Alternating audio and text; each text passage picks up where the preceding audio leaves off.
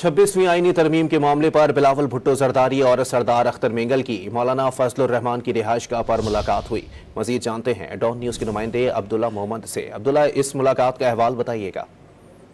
जी बिल्कुल, मौलाना फजलुर रहमान के घर इस वक्त मुलाकातों का सिलसिला जारी है और बिलावल भुट्टो जरदारी जिनके हमरा नवीद कमर भी है और इसके साथ साथ जमीयत उलमा इस्लाम फे के वफद और बलूचिस्तान नेशनल पार्टी के सरदार अख्तर मेंगल उनके हमरा भी एक वफद है, वो मौलाना फजलुर रहमान के घर पर मौजूद है और उनके दरमियान मुलाकात जारी है। JUI की जानिब से जारी किए गए इलामिया के मुताबिक इस वक्त मौलाना फजलुर रहमान की रिहाइशगाह पर ये मुलाकात जारी है और जो 26वीं आईनी तरमीम है और उसके हवाले से जो मसौदा है उसका जायजा लिया जा रहा है। सरदार अख्तर मेंगल भी इस मुलाकात में शरीक है और उनको भी इस मसौदे के ऊपर जो है वो ब्रीफिंग दी जा रही है।